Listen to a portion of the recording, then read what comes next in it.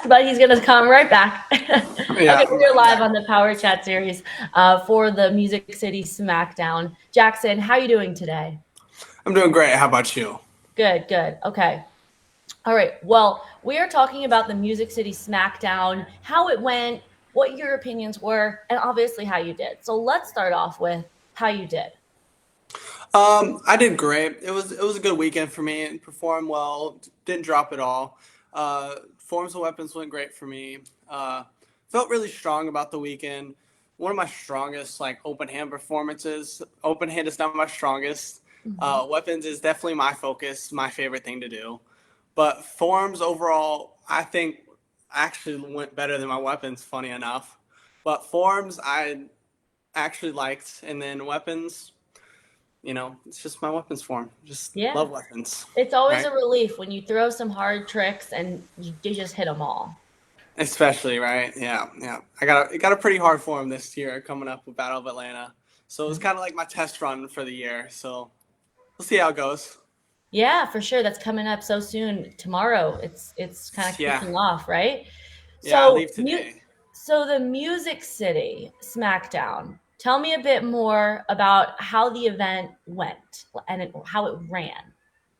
Overall, I think the event went very smooth. It was very professional. All the judges didn't seem biased. All the judges seemed very well trained, and everything went well with there. Uh, there was a couple little things like with like timing issues and little things like that, but overall I love that event. It's very local. I love all the people that go to it. All my friends go to it. It's maybe 3 hours from my house, so I go to it every single year, and I keep coming back because it's just a great tournament, and it's a great prep for battle tournament for me. I love that tournament. Did you feel the theme of like music, guitar records? What did it feel like? Yeah, there was definitely a theme to it. There's always a theme to it every single year. I loved seeing all the shirts for everybody's albums and everything of like that. Awesome. Great, great. And then did you end up, so you said how you did, but did you take home that record? Yeah, I ended up winning double grands. Funny enough, yeah, it's the first time I've ever done that at that tournament or any tournament ever. So I apparently had a pretty good weekend there. Yeah, congratulations, double grands. Thank you, thank you, thank you. So you are in the process of moving, but tell me a little bit more about where you keep some of these Promac awards that you've collected over the years. So there's two different places that I keep them. In my room. There's like this little closet space that I keep like big trophies that I've won just in past years. Like as an underbelt, like I have a couple like 6 foot trophies Mm-hmm. that are too big to just be in my room. So they're in this little closet space that I have. And then for the plaques, they're on my dresser currently, but I'm gonna hang them up once we move into our new house. Okay, great. So you were representing Team Competitive Edge. You said you got to see some of your friends. How did the rest of the team do at the Music City Smackdown? The rest of the team killed it as always. All of them had a couple people in my Grands division that were my teammates. Funny enough, so felt good to see some competition in there. Do do they do like sync and team demo at Music City Smackdown as a team? They had I don't for competitive edge Mm. we don't do demo no, Okay. uh, but there are. I don't think we had a sync division because only one of the sync persons were there. That's why. Okay, got it. Great. So you're 3 hours away. Tell me a bit more. Did you get to look around the area? You've been there before, but tell me about the venue and things like that. The venue, it's very big. It's a very nice venue. I'm gonna be honest. Love the venue, but I travel there a lot because I go see the everybody there that like Reed Presley and everybody up there because it's just an easy drive to just go up there, train for a couple of days, and then come back, right? So no, I didn't really explore the city, but like afterwards, we had competitive edge training just to prep for battle. So we went up to the premier school up there, and everybody from competitive edge went up and trained, and then had fun later that night. Great. Okay. Well, tell me a bit more about you. We got a little glimpse just now into it. So you'll drive 3 hours, train with some of the Presleys and um, Jason Warren at Jason Warren's school. Tell me a bit more about your training schedule. Your dad also at the karate school. Is your life just like martial arts, or do you do something else? I mean, yeah, I mean, my life revolves around martial arts. It's been like that ever since I was a kid. I started martial arts when I was 4, and just ever since, just it's just always been martial arts, martial arts, martial arts. I'm a very athletic kid. I like to go out and have some fun, uh, throw the football every once in a while, shoot some hoops. But during the summer, I like to go wakeboarding on one of my friend's boats. So that's one of my favorite hobbies that I do during the summer. Cool. Okay. And a lot of training. Do you teach at the Premier School as well? Not currently. We're in the process of moving, and since this summer, I'm literally going to be gone like all summer with training and just tournaments back to back and everything like Mhm. that. So I'm taking this summer off because last summer I didn't do that, and it was very stressful on everyone. Yeah. So it was like I just need to take it off this summer. Yeah, and also thinking about not just the stress on you, but kind of it must bleed over into your students, whether you're running around, you're Yeah. stressed. Kids can feel it as well. Yes, for sure. 100% agree with that. Cool. Okay. So you started when you were 4. Tell me more about some of those goals you have for martial arts.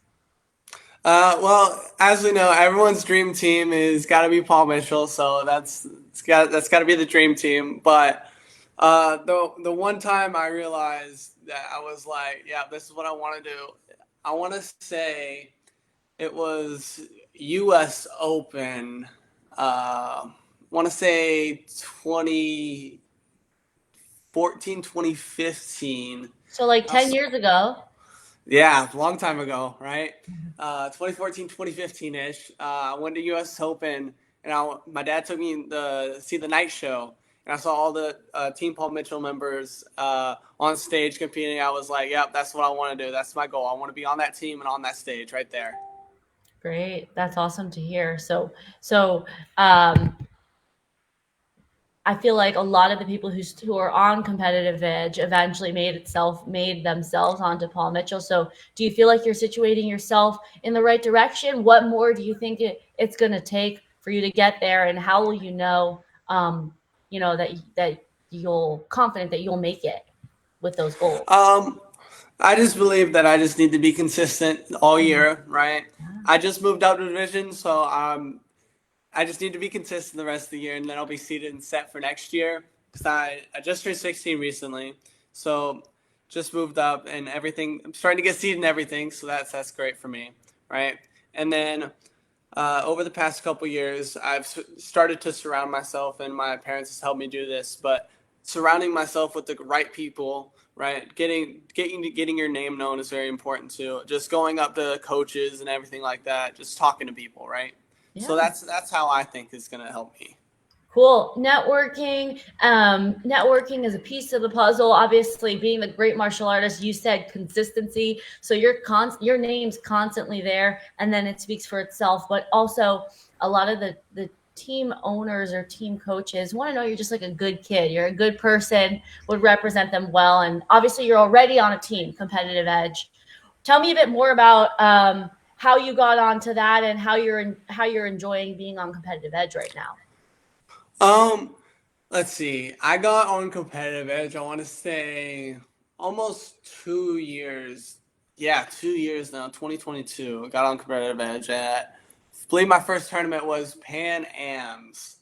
Great. When it was in November, Yeah. right? That yeah. So got on. That was my first tournament on competitive edge. Made it to runoffs.